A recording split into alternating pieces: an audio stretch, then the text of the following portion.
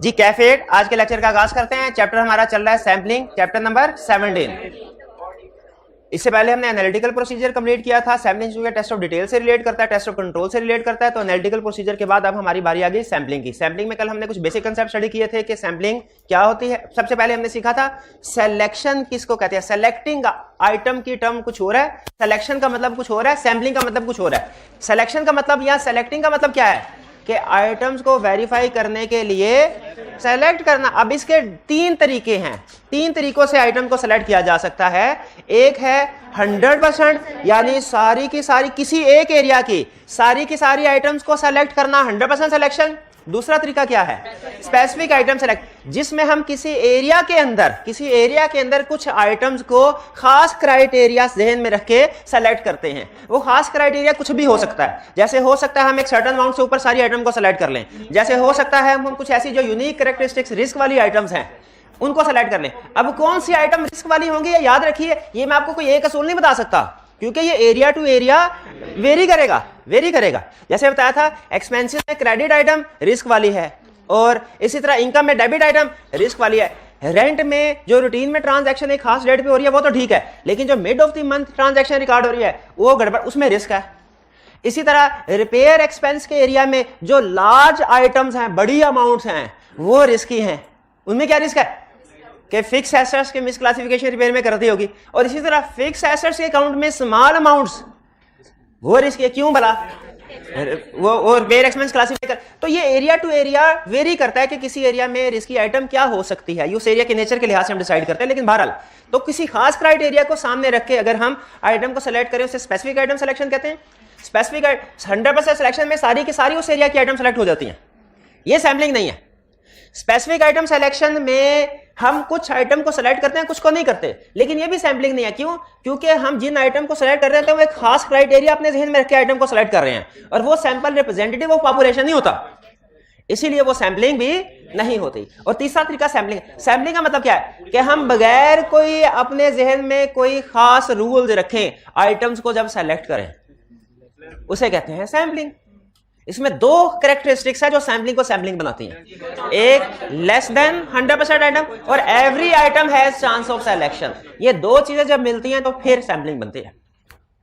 Clear? ये हमने कल कंसेप्ट स्टडी किए थे। फिर इसके बाद हमने कुछ क्वेश्चंस आपको मैंने होम असाइनमेंट के तौर पे दिए थे, ऐसे ही है। उसमें रिप्रोडक्शन के क्वेश्चन भी थे और केस स्टडी के क्वेश्चन भी थे, और जो स्टूडेंट रिप्रोडक्शन के क्वेश्चन भी रिटन फॉर्म में नहीं कर रहे उनकी प्रेजेंटेशन पुअर ही रहेगी, जब तक के जो रिप्रोडक्शन के क्वेश्चन की भी रिटन प्रैक्टिस नहीं करते। याद रखें, रिप्रोडक्शन के क्वेश्चन की रिटन प्रैक्टिस स्टूडेंट समझ रहा होता है टाइम जाया है, क्योंकि ये तो मुझे आता है, लेकिन ये दो चीजों के लिए है। एक आपका जो पेपर प्रेजेंटेशन है वो इंप्रूव होती है, आपको पता चलता है मार्क्स कितने हैं, कितना लिखना है, जहन प्रोसेस करता है जब आप लिख रहे होते हैं, और दूसरा आपकी मेमोरी का हिस्सा भी बन जाता है। जब आप लिख रहे होते हैं ना तो वो चीजें आपकी एक तरह से रिवाइज हो रही होती हैं और याद भी हो रही होती है साथ, तो आपकी रिवीजन भी बढ़ती है और प्रेजेंटेशन भी इंप्रूव होती है। किससे? थ्योरेटिकल क्वेश्चन अटेम्प्ट कर, वो भी करने हैं, और केस स्टडी तो लाजमी करनी है। जो केस स्टडी नहीं करता वो तो पास हो नहीं सकता, ठीक है? अल्लाह चाहे तो पास हो भी सकता है, लेकिन जो रीजनेबल एश्योरेंस है वो क्या है कि केस स्टडीज अटेम्प्ट करने वाला रिटन फॉर्म में और थ्योरेटिकल क्वेश्चन अटेम्प्ट करे वो पास है, और जो ये काम नहीं करता वो नॉर्मली पास नहीं होता। क्वेश्चंस आपको दिए थे, क्वेश्चन डिस्कस कर लें। चलिए, सबसे पहला क्वेश्चन जी असाइनमेंट करने वाला फेल हो सकता है, असाइनमेंट ना करने वाला पास भी हो सकता है, लेकिन ये एक्सेप्शंस है। अगर आप रिस्क लेना चाहते हैं तो ले लें, बाजुका तो ऐसा भी होता है कि आधे चैप्टर्स किए आधे नहीं किए वो स्टूडेंट भी पास हो जाता है। वो कैसे हो जाता है भला? पेपर किस्मत, ऐसे पेपर ही उसी में से आ गया जो चैप्टर्स किए हैं, लेकिन इसका चांस बहुत कम होता है, ठीक है? लेकिन कुछ आपको शायद इक्का दुक्का ऐसे नजर है। नॉर्मली ऐसे स्टूडेंट जो सिलेक्टिव स्टडीज करते हैं नॉर्मली फेल हो जाते हैं। रिस्क लेना चाहें तो ले ले, पहली अटेम्प्ट है जिनकी वो तो ले सकते हैं, दूसरे वाले भी ले सकते हैं रिस्क, ऐसा क्या मसला है? जितनी दफा मर्जी रिस्क लें।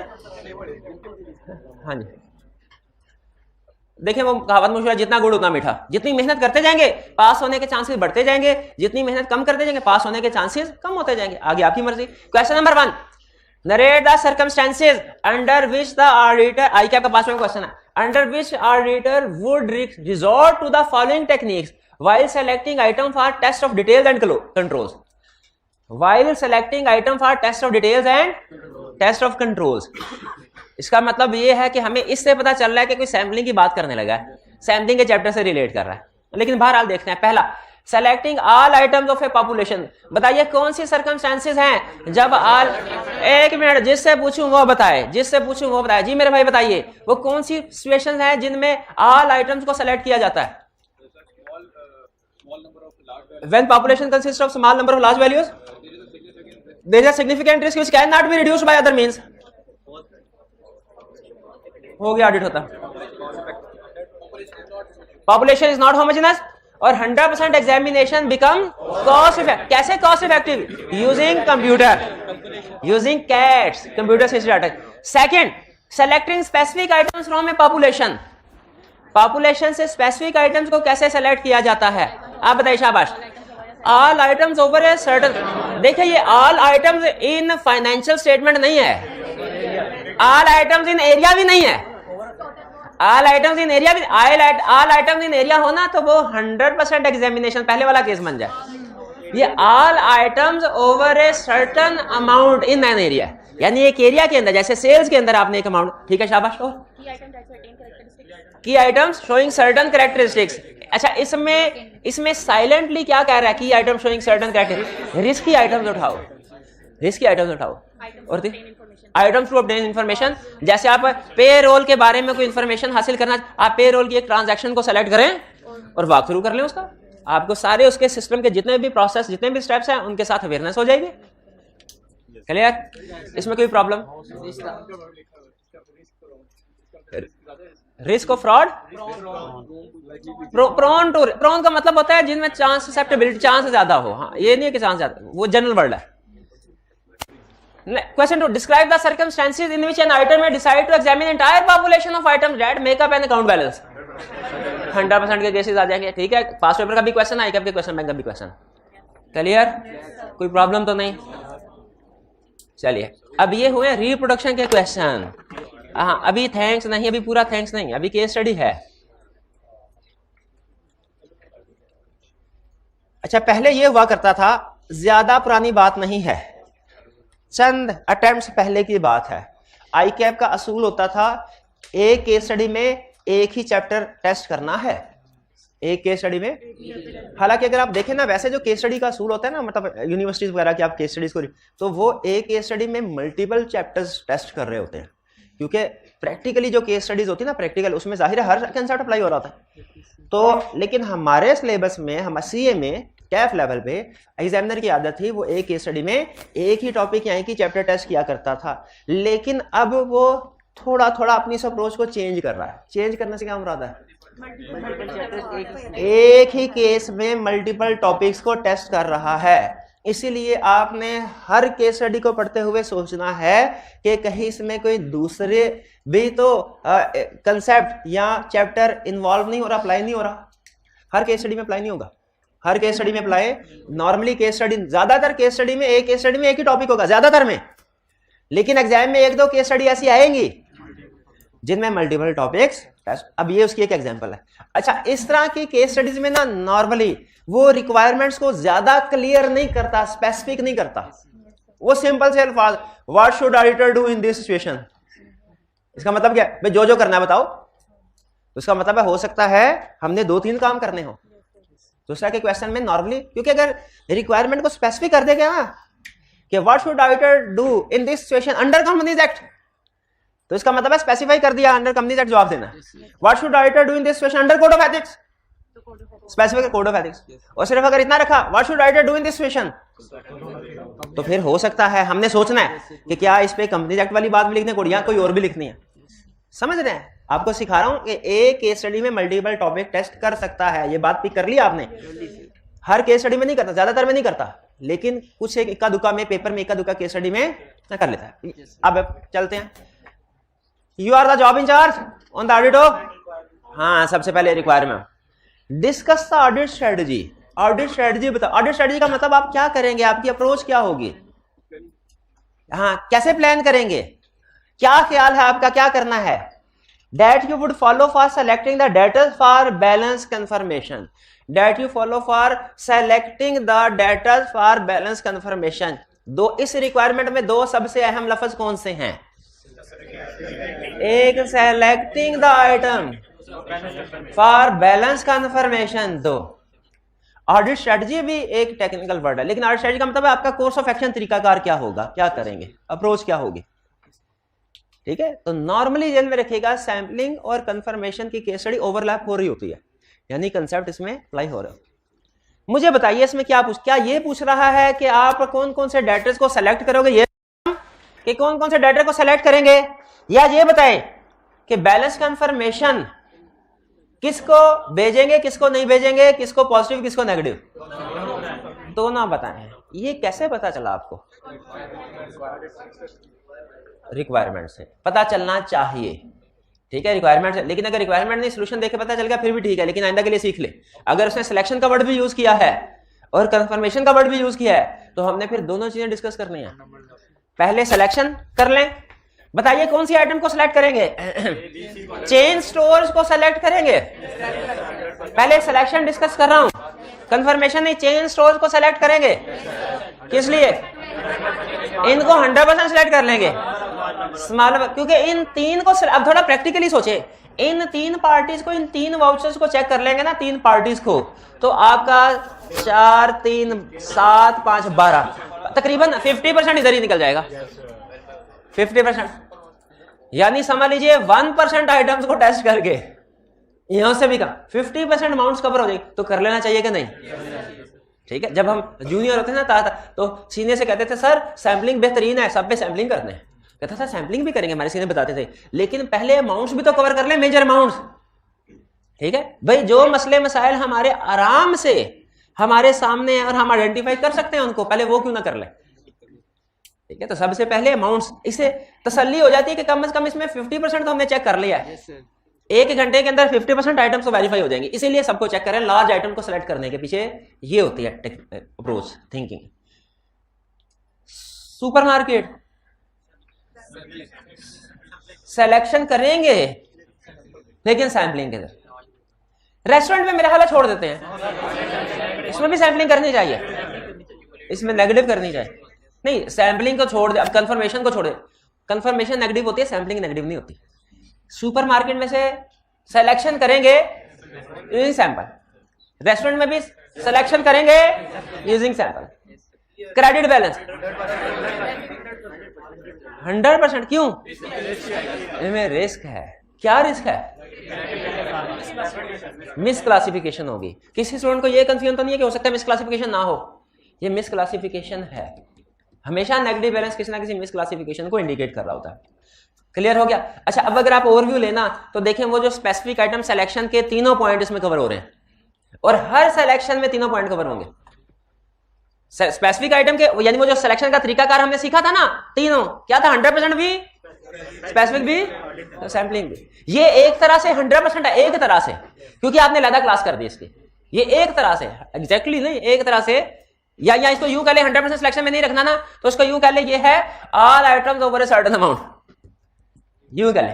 यानी हमने मेजर आइटम को भी सिलेक्ट कर लिया, फिर रिस्की आइटम को भी सिलेक्ट कर लिया, और फिर जो रिमेनिंग आइटम थी मैं सैंपल में देखे हर चीज कवर होगी कि नहीं होगी, हर क्लास कवर होगी कि नहीं होगी। ये है बेहतरीन तरीका सिलेक्शन का। किसी का कोई कंफ्यूजन?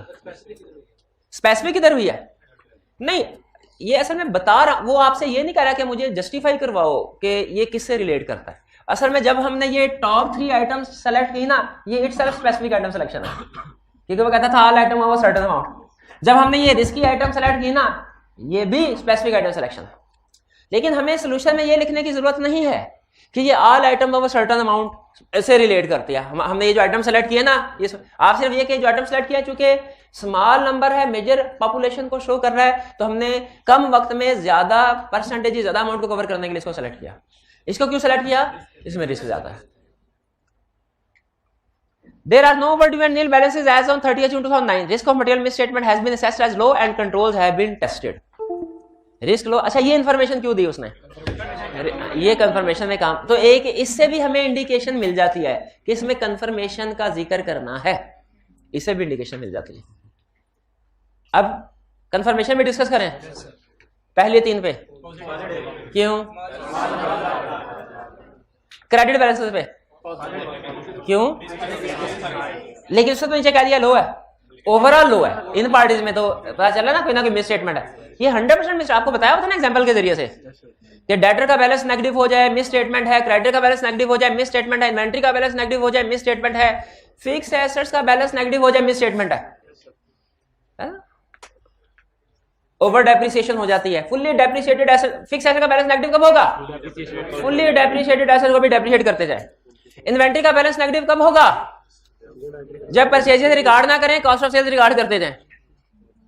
ठीक है। डेटर का बैलेंस नेगेटिव कब होगा? जब आपने सेल्स रिकॉर्ड ही नहीं की और उसकी कलेक्शन रिकॉर्ड कर ली है।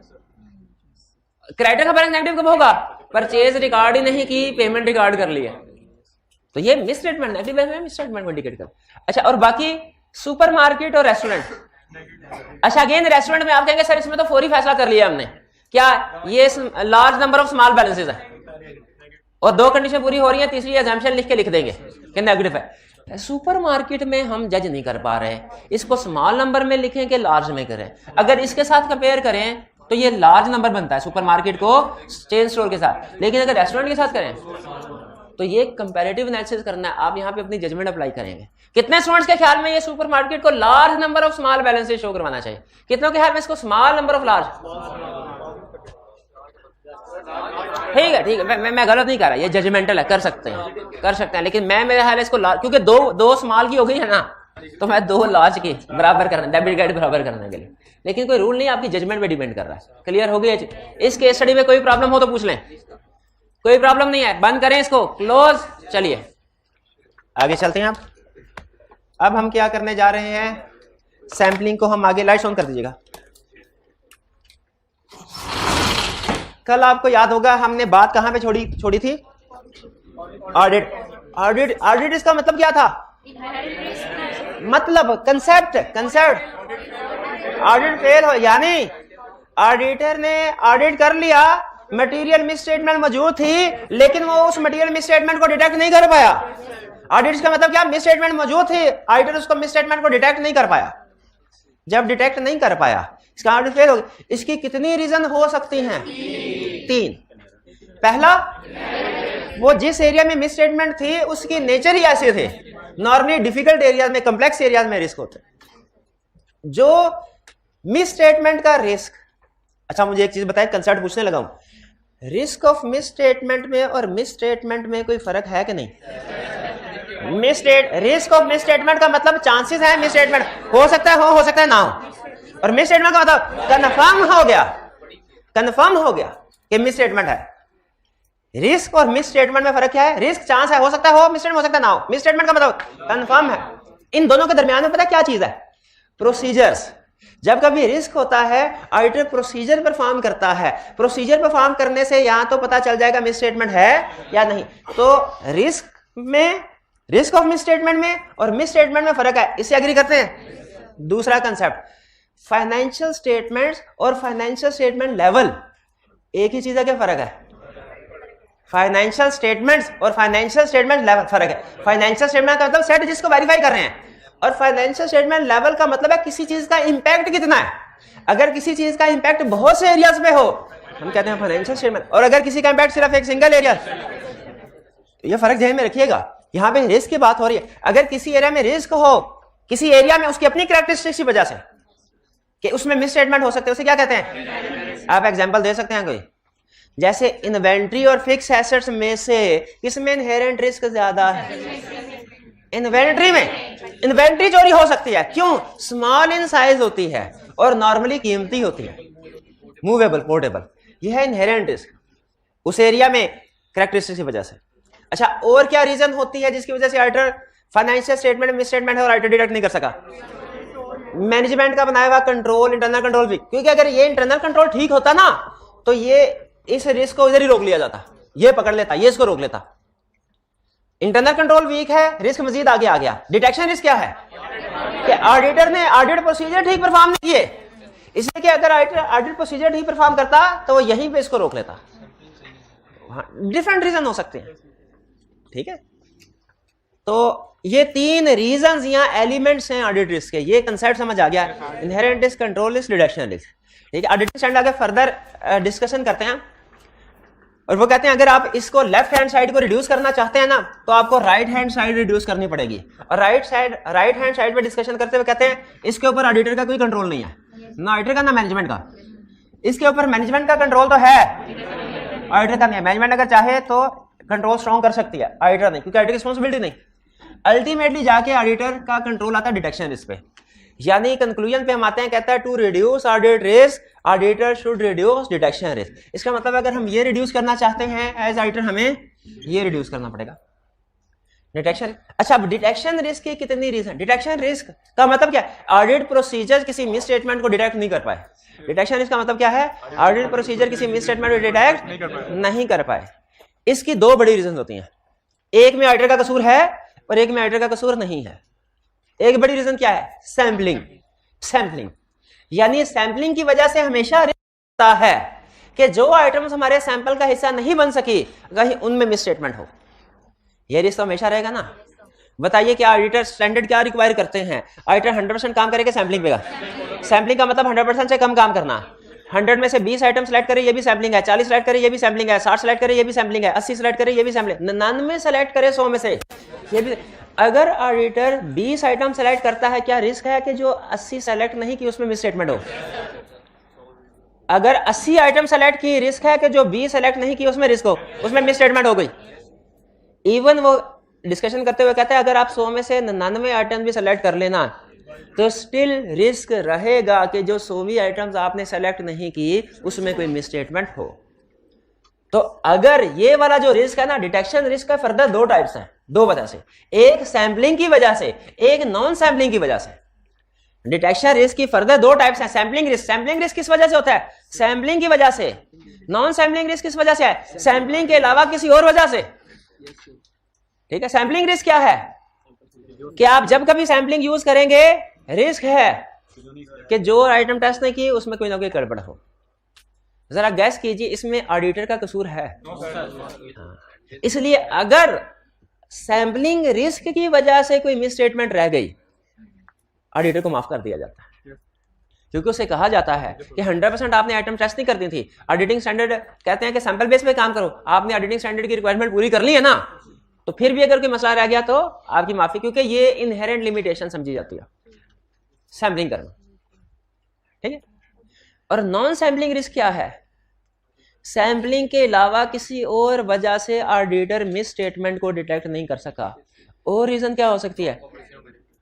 ऑडिटर ने सही काम नहीं किया, सही प्लान नहीं किया, प्रॉपर वर्क को परफॉर्म नहीं किया, जूनियर के वर्क को किसी सीनियर ने सुपरवाइज रिव्यू नहीं किया, कोई प्रोसीजर रिक्वायर्ड थे स्टैंडर्ड करा था वो परफॉर्म नहीं किए, परफॉर्म किए तो सही नहीं किए, मटीरियलिटी लेवल सही सेलेक्ट नहीं किया, 5 की बजाय आपने 10% कर दिया, 20, हालांकि 5% होना चाहिए था।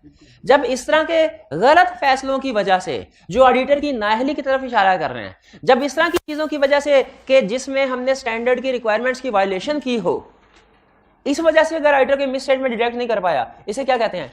Non sampling risk. Non sampling risk. अब एक छोटी सी एग्जांपल, हमें क्लाइंट का स्टॉक काउंट करने के लिए गए, उसके 20 वेयर हाउस थे, हमने सैंपल में 12 को सेलेक्ट किया, 8 को सेलेक्ट नहीं किया। जिन 8 को सेलेक्ट नहीं किया उनमें फेक इन्वेंट्री शो करवाई गई थी। एक उनमें से ऐसा वेयर हाउस था जिसमें फेक इन्वेंट्री शो करवाई गई थी। ऑडिटर इस वजह से मिस स्टेटमेंट डिटेक्ट नहीं कर सका, रिपोर्ट साइन कर दी, उसके बाद पता चला इन्वेंट्री फेक थी। बताइए, ऑडिट रिस्क तो आ गया ना? किस वजह से आया? सैंपलिंग। ऑडिटर को माफी दे दी जाएगी कि जेल होगी? और अगर पता चले कि जिन 12 में उसने चेकिंग की है उसमें वो सिर्फ इन्वेंट्री को गिन के आ गया, हालांकि उसने इन्वेंट्री की कंडीशन भी चेक करनी थी कि इन्वेंट्री ठीक हालत में मौजूद है कि नहीं, खराब तो नहीं, जली तो नहीं हुई, सिर्फ इन्वेंट्री को गिनना नहीं था, उसकी कंडीशन को भी देखना था, ताकि अगर एनआरवी पे राइट डाउन करना है तो वो कर लिया जाए। ऑडिटर ने सिर्फ गिना, उसकी कंडीशन को चेक नहीं किया। टेक्निकल वर्ड्स में अगर बात करूं तो ऑडिटर ने इन्वेंट्री की एग्जिस्टेंस तो चेक की, उसकी वैल्यूएशन एंड एलोकेशन की कंडीशन को चेक नहीं किया। बाद में पता चला इन्वेंट्री ओवरस्टेटेड थी, क्योंकि बहुत सी इन्वेंट्री राइट डाउन होनी चाहिए थी, नहीं हो सकी। अब बताइए, नॉन सैम्पलिंग, इसमें ऑडिटर को सजा होगी कि नहीं होगी? बिल्कुल होगी। तो समझ आ गया आपको कि सबसे पहले जब कभी भी कोई प्रॉब्लम होती है, मिस स्टेटमेंट होती है ऑडिट के बाद, हमने ये देखना है डिटेक्शन रिस्क है ये सैम्पलिंग रिस्क की वजह से था कि नॉन सैम्पलिंग की वजह से। ठीक है, ये वाली साइड हमें इनहेरेंट लिमिटेशंस की तरफ लेके जाती है, ये वाली साइड इनहेरेंट लिमिटेशंस की वजह से नहीं है। ठीक है, एक केस स्टडी में उसने पूछा, छोटी सी केस स्टडी थी, उसने पूछा कि ऑडिट फर्म ने आईकॉम एफए वाले पास बच्चों को ट्रेनी के तौर पे रख लिया, उनसे ऑडिट करवा रहे हैं और वो मिस स्टेटमेंट को डिटेक्ट नहीं कर सके क्योंकि उन्होंने स्टैंडर्ड नहीं पढ़े हुए थे, और पार्टनर ये कह रहा है कि सर ये तो इनहेरेंट लिमिटेशन है। क्या incompetence, non qualification, in experience audit team का होना ये इनहेरेंट लिमिटेशन है? इसमें हम इनहेरेंट लिमिटेशन का आर्गुमेंट नहीं ले सकते, क्यों? ये नॉन सैम्पलिंग रिस्क है। ठीक है, बात समझ आ गई? सैम्पलिंग रिस्क और नॉन सैम्पलिंग में फर्क समझ आ गया। अब इसको थोड़ा टेक्निकल वर्ड्स में कन्वर्ट कर दूं। सैम्पलिंग रिस्क क्या है? कहता है सैम्पलिंग रिस्क का मतलब ये है कि ऑडिटर का कंक्लूजन सैंपल की बेस पे कुछ और है, और अगर सारी पॉपुलेशन टेस्ट करता तो कंक्लूजन कुछ और होता। यानी अगर हमने 100 में से 60 आइटम को सेलेक्ट किया, 40 वाली में कोई गड़बड़ है, 60 आइटम्स की बेस पे हमें किस नतीजे पे पहुंचे कि फाइनेंशियल में ठीक है, लेकिन अगर सारी आइटम्स को टेस्ट करते तो 100%, तो फिर किस कंक्लूजन पे पहुंचते कि मिस स्टेटमेंट है। तो ये कंक्लूजन डिफरेंट हो गया ना। ये किस वजह से हुआ? इस वजह से कि हमने 100% टेस्टिंग के बजाय सैम्पलिंग की। इसे कहते हैं sampling risk. Sampling risk is the risk that auditors conclusion based on sample might be different if entire population would have been tested. Auditor's conclusion based on sample might be different if entire population would have been. ये अल्फाज का मतलब समझ आ रहा है कि sample की base पे जो कंक्लूजन है वो कुछ और है, और if entire population would have been tested, अगर सारी पॉपुलेशन टेस्ट की जाती तो कंक्लूजन कुछ और होता। यही जो डिफरेंस है सैंपल का, पॉपुलेशन का, इसे क्या कहते हैं? Sampling risk. Sampling risk. और नॉन सैम्पलिंग रिस्क क्या है? सैम्पलिंग के अलावा और किसी भी रीजन की वजह से ऑडिटर मिस स्टेटमेंट को ढूंढ ना सके, यह है नॉन सैम्पलिंग रिस्क। ठीक है, मैं क्लियर हुआ? अच्छा, नॉन सैम्पलिंग रिस्क में क्या रीजंस हो सकते हैं? उसने टीम ठीक नहीं थी, फारो टीम थी, नॉन क्वालिफाइड टीम थी, एक्सपीरियंस नहीं थी, प्रोसीजर सही प्लान नहीं किए, सही परफॉर्म नहीं किए, सही रिव्यू नहीं किया। ठीक है, अच्छा मुझे ये बताइए, अगर आप डिटेक्शन रिस्क को कम करना चाहते हैं, ऑडिट रिस्क को कम करना चाहते हैं, क्या करना पड़ेगा? डिटेक्शन रिस्क को कम करना चाहते हैं तो क्या करना पड़ेगा? नॉन सैम्पलिंग रिस्क को कम करें कि सैम्पलिंग रिस्क को कम करें? कि हो सके तो दोनों को, हो सके तो दोनों। नॉन सैम्पलिंग रिस्क कैसे रिड्यूस करेंगे? How to reduce? जिन रीजंस की वजह से नॉन सैम्पलिंग रिस्क राइज होता है उनको दूर कर दे। यानी कैसे? एडिक्वेट प्लानिंग कर ले, प्रॉपर एडिक्वेट परफॉर्मेंस कर ले, एडिक्वेट सुपरविजन एंड रिव्यू करें। भाई इन सब का इशारा ऑडिटर की टीम की तरफ है कि उस टीम के ऊपर फोकस करें, अच्छी प्लानिंग, सुपरविजन, रिव्यू वगैरह करें, तो नॉन सैम्पलिंग रिस्क कम हो जाएगा। नॉन सैम्पलिंग रिस्क कम हो जाएगा। भाई समझ आ रही है बात ना? सैम्पलिंग रिस्क कैसे कम होगा? सैम्पलिंग रिस्क था किस वजह से? Sampling. Where there is sampling there is sampling risk. 99 भी आइटम सेलेक्ट कर लेंगे ना 100 में से, 100 का रिस्क रहेगा। क्या सैम्पलिंग रिस्क को कम किया जा सकता है? दो तरीके हैं। एक तरीका है सरकारी, एक प्राइवेट। सरकारी तरीका क्या है? सैम्पलिंग रिस्क को कम करना चाहते हैं, सैंपल साइज बढ़ा दें। जैसे जैसे सैंपल साइज बढ़ता जाएगा सैम्पलिंग रिस्क कम होता जाएगा, और जैसे सैंपल साइज 100% पे पहुंचा सैम्पलिंग रिस्क 0। क्यों भला? सैम्पलिंग रही नहीं तो सैम्पलिंग रिस्क भी नहीं रहा। 100% सिलेक्शन हो गई तो सैम्पलिंग नहीं रही, सैम्पलिंग रिस्क भी नहीं रहा। इसका मतलब यह हुआ सैम्पलिंग रिस्क में और सैंपल साइज में कौन सा रिलेशनशिप है? Direct, indirect? Indirect. Sample size बढ़ेगा, सैम्पलिंग रिस्क कम हो जाएगा। ये तरीका, ये सरकारी तरीका है। दूसरा तरीका है स्ट्रेटिफिकेशन करें। स्ट्रेटिफिकेशन का मतलब क्या होता है भला? क्लासिफिकेशन करें, क्लासिफिकेशन करें। वो कहता है असल में जब आप फाइनल लेवल पे पहुंचेंगे ना, उसमें एक सब्जेक्ट है बिजनेस फाइनेंस डिसीजन। उसमें वो आपको एक चीज सिखाएगा, रिस्क को आप सिर्फ जजमेंट की बेस पे नहीं, अभी तो आपको जजमेंट की बेस पे रिस्क आइडेंटिफाई सिखा रहे हैं ना, वहां कहते हैं रिस्क को आप कैलकुलेट भी कर सकते हैं, और इसका फार्मूला बताता है स्टैंडर्ड डेविएशन या वेरिएंस। वेरिएंस, हाँ, समेशन समेशन वही होता है, वही, शाबाश शाबाश, वेरिएंस। तो कहता है, जरा गौर से सुनिएगा, कहता है जब आप पॉपुलेशन में से वेरिएंस को निकाल दें तो रिस्क भी निकल जाता है। वेरिएशन को निकाल दें तो असल में स्ट्रैटिफिकेशन या क्लासिफिकेशन से क्या होता है भला, हम एक जैसी आइटम्स को जो कॉमन कैरेक्टरिस्टिक्स शो कर रही हो उनको हम इकट्ठा कर देते हैं, उनको हम इकट्ठा कर देते हैं, जिससे क्या होता है, वेरिएशन कम हो जाती है, हमारा रिस्क भी कम हो जाता है। भाई ऐसे ही है ना, आप खुद बताइए, लायक स्टूडेंट है, नालायक स्टूडेंट है, लायक स्टूडेंट्स की कैटेगरी अलग, नालायक स्टूडेंट नहीं, एक मिनट, लायक स्टूडेंट्स की कैटेगरी अलग, नालायक स्टूडेंट्स की कैटेगरी अलग, ऐसे कर दिया जाए कि सबको मिक्स बिठा दिया जाए, नहीं बिठा दिया जाए, हाँ, ताकि जो लायक है वो भी नालायक हो जाए। नहीं, नालायक नहीं होना, ये लिखी बड़ी बात है। जिसने केस स्टडी नहीं करनी उसने सो नहीं करनी, बल्कि उसे केस स्टडी करने वाले के साथ बिठाएंगे ना, उसको भी खराब करेगा। तो ये ज़हन में रखिएगा। कंक्लूजन को पिक करें। कंक्लूजन क्या है कि स्ट्रैटिफिकेशन करने से पॉपुलेशन में वेरिएशन कम हो जाती है, क्योंकि आप एक जैसी आइटम्स को इकट्ठा कर देते हैं। और तो stratification reduces risk, stratification reduces risk, या यूं कह लें स्ट्रैटिफिकेशन रिड्यूसेस। ये समझ आ गया? स्ट्रैटिफिकेशन कहते हैं क्लासिफिकेशन, यानी पॉपुलेशन को सिमिलर कैरेक्टरिस्टिक्स के बेस पे क्लासिफाई करना, ये स्ट्रैटिफिकेशन है। ठीक है, for example classification male students लादा, फीमेल लादा, ये भी स्ट्रैटिफिकेशन है। एक स्ट्रैटिफिकेशन हो सकती है जो प्री मेडिकल या इंजीनियरिंग के स्टूडेंट्स हैं वो लादा, और जो कॉमर्स बैकग्राउंड के स्टूडेंट है वो लादा, ये भी स्ट्रैटिफिकेशन का एक तरीकाकार है। ठीक है, स्ट्रैटिफिकेशन कहता है भाई आप बात सुनो, स्ट्रैटिफिकेशन कि डिफरेंट बेस आप क्लासिफाई करना है ना, डिफरेंट बेसिस पे कर सकते हैं, डिफरेंट बेसिस पे कर सकते हैं। वो बेसिस मॉनिटरी भी हो सकती है, नॉन मॉनिटरी भी।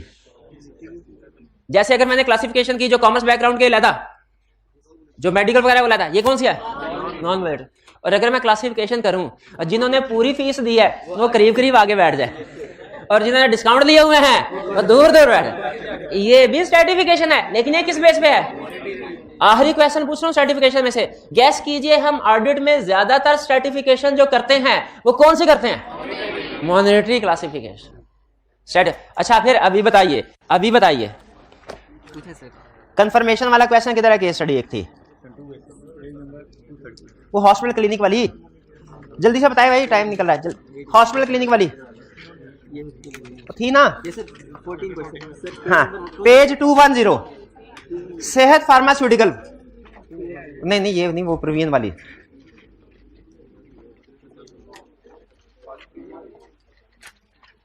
अच्छा ठीक है, चले ये पेज 210 है, ये न्यू बुक। इसमें देखिए स्ट्रैटिफिकेशन हुई है, लेकिन इसमें स्ट्रैटिफिकेशन क्या? डिस्ट्रीब्यूटर अलहदा, होलसेलर अलहदा, हॉस्पिटल क्लिनिक अलहदा, रिटेल। ये उसने type of customer wise classification की है। उसने ये क्लासिफिकेशन नहीं की हुई बड़ी अमाउंट से अलहदा, छोटी अमाउंट से अलहदा। ये कौन सी क्लासिफिकेशन है? Non monetary. ठीक है, लेकिन कुछ क्वेश्चन शायद आपने किए हों, कि शायद वो टेस्ट में था एक क्वेश्चन जिसमें उसने अमाउंट वाइज भी क्लासिफिकेशन की थी, जिसमें वो एजिंग थी। जो एजिंग बनाई जाती है वो भी तो एक स्ट्रैटिफिकेशन ही है, मॉनिटरी अमाउंट वगैरह क्लास। तो हम स्ट्रैटिफिकेशन का मतलब है क्लासिफिकेशन करना। क्लासिफिकेशन मॉनिटरी बेसिस पे भी हो सकती है, नॉन मॉनिटरी बेसिस पे भी। लेकिन ऑर्डर में चूंकि हम ट्रांजैक्शन को चेक करते हैं, अमाउंट्स को वेरीफाई करते हैं, तो हमारी ज्यादातर बेसिस क्या होती हैं? मॉनिटरी। क्लियर? ये हमारा कंसेप्ट यहां पे खत्म हो गया। अब एक टर्म है risk of under Reliance, risk of over Reliance, risk of under reliance और रिस्क ऑफ ओवर रिलायंस। इसका मतलब क्या है पहले? अच्छा, इसका कंसेप्ट समझ ले, इसमें कोई रॉकेट साइंस नहीं है, बिला वजह इसको मुश्किल कंसेप्ट नहीं बताना। रिस्क ऑफ अंडर रिलायंस का मतलब क्या है? अच्छा मजे की बात, आपको फर्म की बात बताता हूँ, मजे की, इररिलेवेंट है लेकिन चले कोई बात नहीं, जहां पे 2 मिनट जाया भी हो जाए तो खैर है। अंडर रिलायंस और ओवर रिलायंस की 2 एग्जांपल बता रहा हूं। पहले 2 मिस आपने बताना है कौन सी वाली ठीक है, कौन सी गलत। जो लिखा पड़ा इधर वो तो बाद में देख लेंगे। पहला, अच्छा हमारे ये 50% सच्चा वाकया बता रहा हूं, सीनियर के पास गया, सीनियर से पूछा सर स्टैंडर्ड में एक टर्म लिखी हुई है under Reliance, risk of under Reliance, risk of over Reliance, इसका क्या मतलब है? उसने कहा भाई सुनो, जब प्रोसीजर परफॉर्म करने होते हैं ना तो पार्टनर रिलाई करता है मैनेजर पे, मैनेजर रिलाई करता है टीम के सीनियर पे, और टीम का सीनियर रिलाई करता है जूनियर पे कि इसने प्रोसीजर परफॉर्म करना है, ऊपर से कोई भी प्रोसीजर इसने करना है। ये है रिस्क ऑफ अंडर रिलायंस। हमने कहा अच्छा ये रिस्क ऑफ अंडर रिलायंस है, तो रिस्क ऑफ ओवर रिलायंस क्या है? उसने कहा देखो जब रिव्यू करवाना है तो आप जब पार्टनर को रिव्यू करवाना है तो जूनियर रिलाई करता है सीनियर पे, सीनियर रिलाई करता है मैनेजर पे, और मैनेजर रिलाई करता है पार्टनर पे। कहता सर खुद ही देख लें क्या लिखा हुआ है, ये रिस्क ऑफ ओवर रिलायंस। एक ये कंसेप्ट है, बताइए ये ठीक है कि नहीं? ये कंसेप्ट ठीक है। अच्छा एक दूसरा कंसेप्ट दोनों में से एक क्या? रिस्क ऑफ अंडर रिलायंस क्या है? इन भाईजान की जो इंटेग्रिटी है ना वो 100 रुपया उधार देने की है सिर्फ इनको, मैंने इनको 1000 रुपया उधार दे दिया, ये क्या है ओवर रिलायंस, और मैंने कहा नहीं 10 रुपये मिलेंगे सिर्फ अंडर रिलायंस। बताइए कौन सा कंसेप्ट ठीक है? ये वाला कंसेप्ट ठीक है। वो तो यूं ही मजाक में टाइम जाया करने के लिए आपको बता दिया, ये वाला कंसेप्ट ठीक है। यानी किसी चीज पे जितनी ड्यू रिलायंस करनी चाहिए उससे ज्यादा करें तो ओवर रिलायंस, कम करें तो। अब इस कंसेप्ट को ऑडिट में कैसे अप्लाई करते हैं? देखें सैम्पलिंग कहाँ होती है? टेस्ट ऑफ कंट्रोल्स में और टेस्ट ऑफ डिटेल में। तो risk of under Reliance, risk of over Reliance ये भी कहाँ होगा? कंट्रोल में टेस्ट। जरा बताते जाइए, स्टेटमेंट मैं बोलूंगा रिस्क ऑफ ओवर रिलायंस है कि अंडर रिलायंस, ये आपने बताना, ठीक है। मैं ऑडिटर हूं, मैं ये सोच रहा हूं internal controls are very strong, असल में स्ट्रॉन्ग नहीं है, शाबाश, रिस्क ऑफ ओवर रिलायंस। मैं ऑडिटर सोच रहा हूं इंटरनल कंट्रोल्स वीक हैं, असल में स्ट्रॉन्ग है, अंडर रिलायंस। भी समझ आया? अभी नहीं आया? एक और एग्जांपल से डिस्कस करते हैं। अब की बार एग्जांपल टेस्ट ऑफ डिटेल्स की। मैं ऑडिटर हूं, मैं सोच रहा हूं, सोच के जवाब दीजिए, इसमें थोड़ा सोचना पड़ेगा। मैं सोच रहा हूं फाइनेंशियल स्टेटमेंट में मिस स्टेटमेंट नहीं है, असल में मिस स्टेटमेंट एग्जिस्ट कर रही है।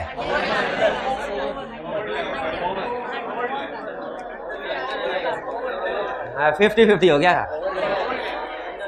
फिर से सुनिए, मैं सोच रहा हूं अपने सैंपल के रिजल्ट की बेस पे, अपने सैंपल के रिजल्ट की बेस पे मैं सोच रहा हूं कि पॉपुलेशन में मटेरियल मिस स्टेटमेंट नहीं है, असल में है, risk of over Reliance.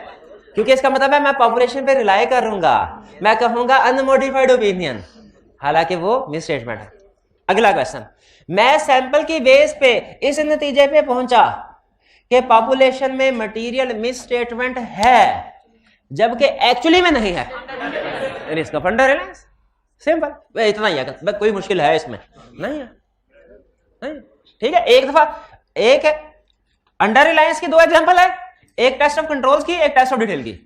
Over Reliance की 2 एग्जांपल है, एक टेस्ट ऑफ कंट्रोल की, एक टेस्ट ऑफ डिटेल की। कंसेप्ट खत्म, डन। एक दफा जरा मेरी तसल्ली के लिए ये अंडर रिलायंस और ओवर रिलायंस को पढ़ लें, क्योंकि एक में ज्यादा कर रहे होते हैं तो आपका ज्यादा कम ना मिक्स हो जाता है,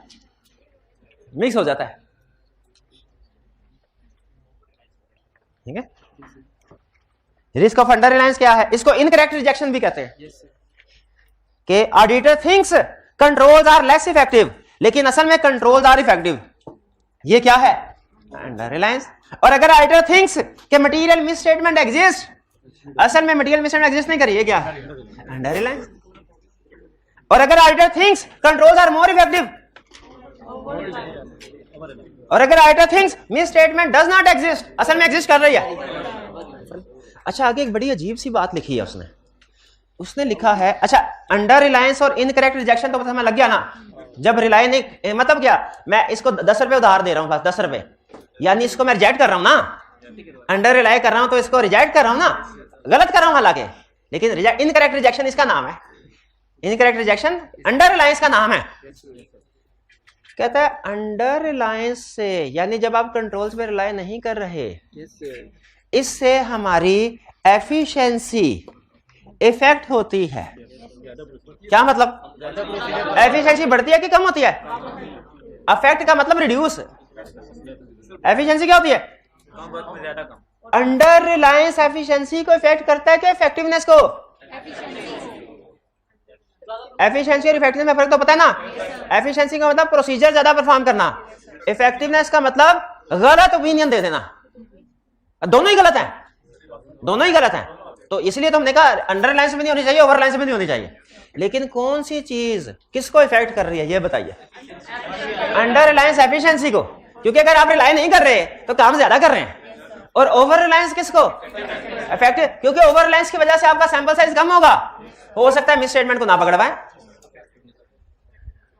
इफेक्टिवनेस कंप्रोमाइज हो गई। शाबाश, ये समझ आ गई कहानी? चलिए बस, वैसे एग्जाम में चले हैं नहीं क्लियर, असाइनमेंट कर लेंगे। अब चलते हैं हम स्टेप्स की तरफ। ये तो आपको पता है ना, हम जो भी प्रोसीजर परफॉर्म करते हैं सिस्टमैटिकली परफॉर्म करने चाहिए ना। कंफर्मेशन में पढ़ा था क्या स्टेप्स के? कंफर्मेशन का प्रोसीजर परफॉर्म करना है, लेटर सेंड करना है, स्टेप नंबर 1 ये करो, 2 ये करो, 3 ये करो, 4 ये करो, 5 ये करो, ठीक है ना? एनालिटिकल प्रोसीजर में भी पढ़ा था, स्टेप नंबर 1 ये करो, 2 ये करो, 3 ये करो, 4 ये करो। सैम्पलिंग में भी पढ़ना चाहिए, सैम्पलिंग करनी है तो स्टेप नंबर 1 ये 2 ये 3 ये 4। अच्छा, आपको थोड़ा सा बता दूं जल्दी जल्दी, ये आप बुक या स्टैंडर्ड पढ़ेंगे ना तो उसमें normally step by step approach नहीं होती। उसमें उसने कभी कोई कंसेप्ट डिस्कस किया होता है, कभी कोई कंसेप्ट डिस्कस किया होता है। लेकिन चूंकि चार्टर्ड अकाउंटेंट सारे ऑडिट किया होता है, उन्हें पता होता है कि कौन सा कंसेप्ट इससे पहले क्या हो रहा है, इससे बाद में क्या हो रहा है।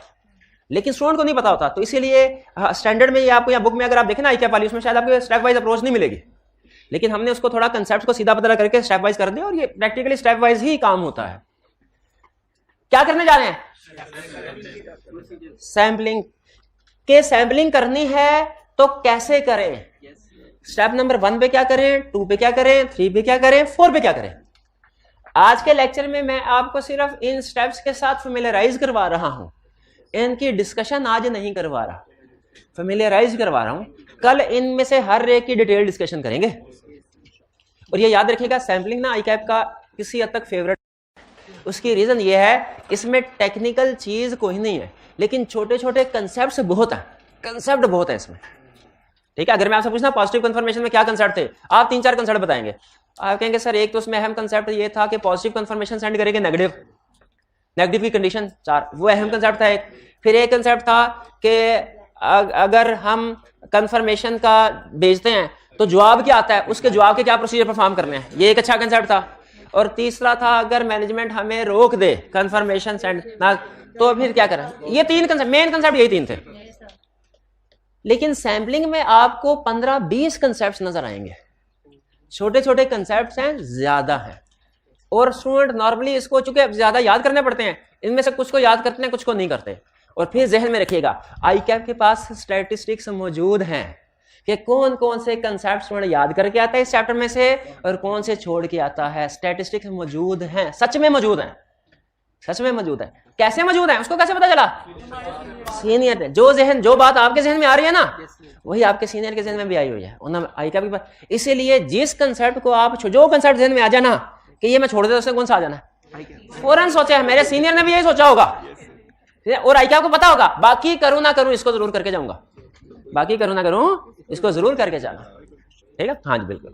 तो अब स्टेप्स हैं सैम्पलिंग के। सबसे पहले क्या करना, 4 बड़े स्टेप्स हैं, बड़े स्टेप्स 4 हैं। पहला क्या है? डिजाइन करना सैंपल डिजाइन करना। डिजाइन करने का मतलब है स्टेज सजाना है सैम्पलिंग के लिए, रूल्स डिसाइड कर। जैसे क्रिकेट मैच से पहले स्टेडियम की सजावट होती है, लेकिन सिर्फ सजावट नहीं, सफाई सुथराई नहीं होती, क्रिकेट के असूल भी डिसाइड होते हैं। असूल भी डिसाइड होता है, वाइड का, नो का, छक्के का, चौके का। अगर बराबर हो गया तो क्या होगा, स्कोर लेवल हो गया तो क्या होगा, सुपर ओवर होगा कि नहीं होगा, है? तो ये रूल्स डिसाइड करते हैं। उसी तरह सैम्पलिंग में भी याद, सैंपल डिजाइन का मतलब क्या है, सैम्पलिंग करने से पहले उसके रूल्स पैरामीटर डिसाइड करना, ये पहला स्टेप है। दूसरा स्टेप क्या है, जो सैंपल आपने डिजाइन कर लिया उसके ऊपर प्रोसीजर परफॉर्म करने हैं। क्या करने हैं, इसके सब पॉइंट्स हैं सैंपल डिजाइन के। सैंपल डिजाइन के सब एंड पे हम क्या करते हैं, हमारे पास सैंपल आ जाता है। स्टेप नंबर 1 में हमारे पास सैंपल आ गया, स्टेप नंबर 2 में उस सैंपल पे प्रोसीजर परफॉर्म किए। स्टेप नंबर 3 में हमने प्रोजेक्शन, क्योंकि प्रोसीजर परफॉर्म किया है ना, तो उनमें से कुछ मसले मसाइल हमारे सामने आए होंगे। प्रोसीजर परफॉर्म करने से सामने आए होंगे ना, 1000 में से 200 का सैंपल सेलेक्ट किया, 190 ठीक थे, 10 में कुछ गड़बड़ आई होगी ना। तो हमने क्या करना है, क्या वो जो गड़बड़ की अमाउंट है वो ही हमारी मिस स्टेटमेंट वगैरह है कि उसको प्रोजेक्शन करनी है?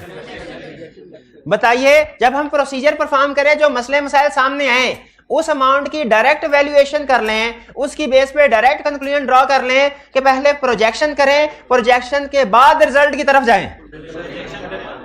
पहले प्रोजेक्शन करें, बाद में रिजल्ट की तरफ जाएं। भाई यही होता है ना, सैम्पलिंग में सिखाया था कि आपने जब कभी सैंपल करना है उसके बाद प्रोजेक्शन करनी है, फिर रिजल्ट के साथ वैल्यूएशन करनी है। तो ये 4 बड़े स्टेप हो गए, sample design, performing procedure, projection, result valuation. Design, procedure, projection, evaluation, 4। Project कैसे करेंगे ये प्रोजेक्शन में सिखाएंगे, प्रोसीजर क्या परफॉर्म करना है ये भी सिखाएंगे, रिजल्ट वैल्यूएशन भी सिखाएंगे। लेकिन पहले sample design. Sample design, sample design का मतलब क्या बताया, रूल्स वगैरह, ठीक है। इन रूल्स के मुताबिक हमने सैंपल सेलेक्ट करना है।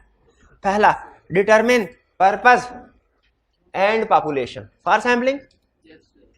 पर्पस का मतलब क्या है कि टेस्ट ऑफ कंट्रोल के लिए कर रहे हैं, सैंपलिंग के टेस्ट ऑफ डिटेल्स के लिए। इसलिए कि पर्पस बताता है कि आपकी रेलिवेंट पॉपुलेशन क्या है। पर्पस बताता है कि पॉपुलेशन क्या है जिसमें से सैंपल कहां से उठाना है, पॉपुलेशन क्या है, क्या रिकॉर्डेड अमाउंट पॉपुलेशन है, क्या पॉपुलेशन हमारी सेल इनवॉइसेस है कि गुड डिस्पैच नोट, बताइए। हाँ, किस पर्पस के लिए। हम पर्पस में एक तो यह ना कि टेस्ट ऑफ कंट्रोल के टेस्ट ऑफ डिटेल, एक पर्पस है कि असर्शन क्या है, असर्शन क्या है, कंप्लीटनेस की अकरेंस।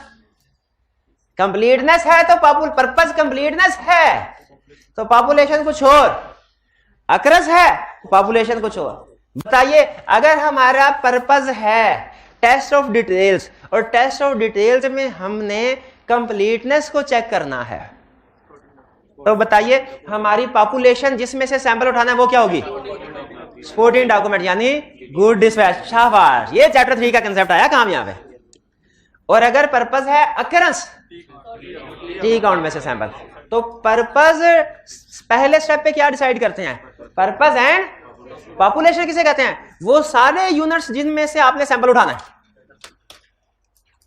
पॉपुलेशन का सही होना बहुत, अगर पॉपुलेशन गलत डिसाइड हो गई ना, सारा प्रोसीजर आपका जीरो हो जाएगा। अगर आप कंप्लीटनेस को चेक करना चाहते हैं और सैंपल उठा लिया रिकॉर्डेड अमाउंट से, जितने मर्जी करते जाएं, सैंपलिंग जीरो है। क्योंकि कंप्लीटनेस के लिए तो हम सपोर्टिंग डॉक्यूमेंट्स में सैंपल उठाते हैं। याद है 2-3 केस स्टडीज की थी, वो सारा वाली केस स्टडी याद है, सारा वाली उसमें यही था ना, सारा नहीं, सारा वाली केस स्टडी। हाँ, केस स्टडी नहीं याद भाई। पर्पस और पॉपुलेशन समझ, पहले स्टेप में पर्पस और पॉपुलेशन डिसाइड कर लें। पर्पस में दो, एक तो टेस्ट ऑफ कंट्रोल के टेस्ट ऑफ डिटेल, और दूसरा क्या पर्पस में डिसाइड कर, असर्शन कौन सी है, उस लिहाज से फिर डिसाइड करते हैं पॉपुलेशन क्या होगी। करेक्ट पॉपुलेशन डिसाइड हो गई।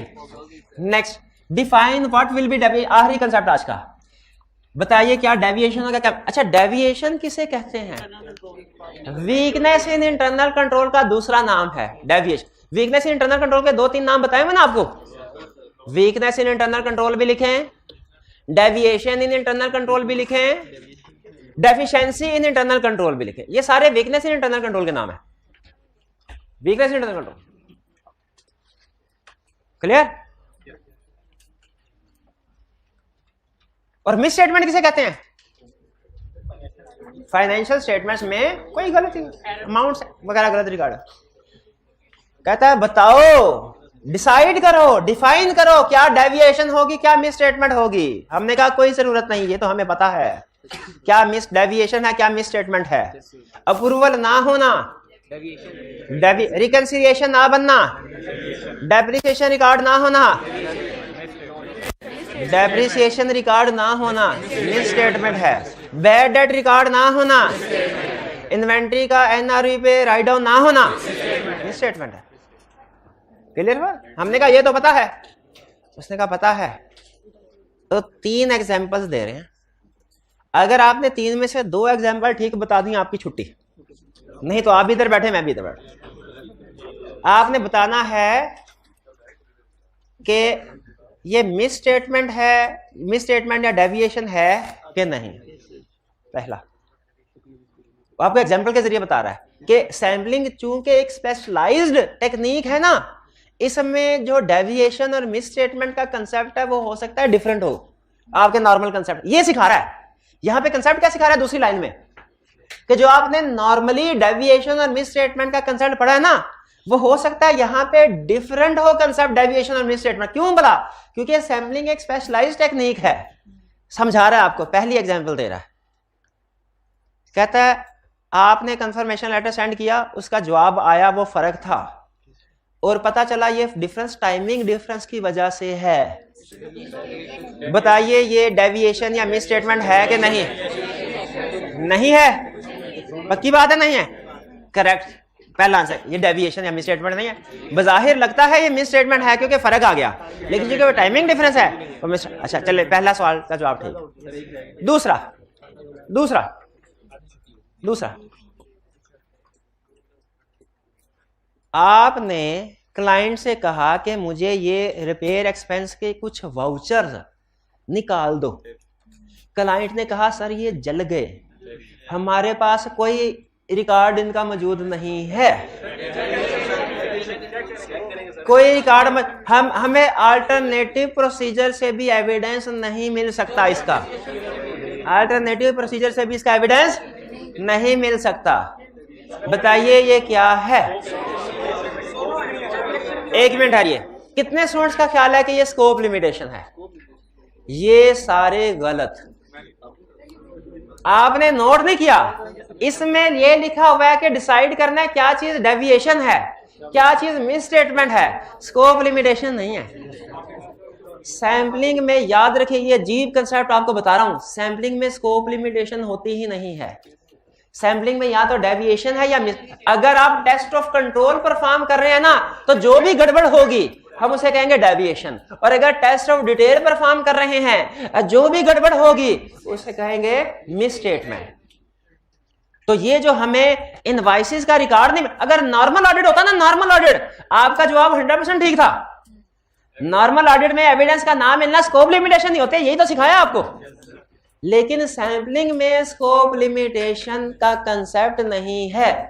क्यों नहीं है ये आपको यहां पे जाके पता चलेगा, यहां पे जाके क्यों नहीं।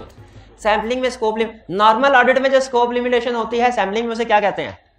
अगर टेस्ट ऑफ कंट्रोल परफॉर्म कर रहे हैं तो उसे डेविएशन कहेंगे, और टेस्ट ऑफ डिटेल परफॉर्म कर रहे हैं तो उसे मिस स्टेटमेंट। अजीब बात है कि एविडेंस नहीं मिला, नॉर्मल ऑडिट में इसे स्कोप लिमिटेशन कहते हैं, सैम्पलिंग में उसे डेविएशन या मिस स्टेटमेंट कर रहे हैं, लेकिन कहते हैं क्योंकि स्कोप लिमिटेशन की ऑप्शन ही नहीं। शाबाश, अब समझ आया आपको कि क्यों कह रहे हैं आपको कि डिसाइड करो क्या डेविएशन मिस, क्योंकि नॉर्मल डेविएशन मिस कंसेप्ट कुछ और है, यहां पे कुछ और है।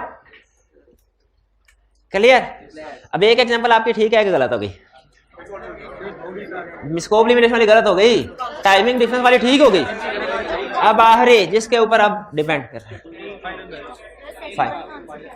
सेकंड वाली का आंसर क्या था कि ये अगर एविडेंस हमें नहीं मिला ना, सैम्पलिंग के अंदर कोई एविडेंस नहीं मिला, तो वो अगर आप टेस्ट ऑफ कंट्रोल परफॉर्म कर रहे हैं, सैम्पलिंग टेस्ट ऑफ कंट्रोल में कर रहे हैं, तो वो डेविएशन होगी, और अगर टेस्ट ऑफ डिटेल परफॉर्म कर रहे हैं तो मिस स्टेटमेंट होगी। आखिरी क्वेश्चन मिस्टर, अब आपने बताना है हम टेस्ट ऑफ डिटेल परफॉर्म कर रहे हैं, क्या कर रहे हैं?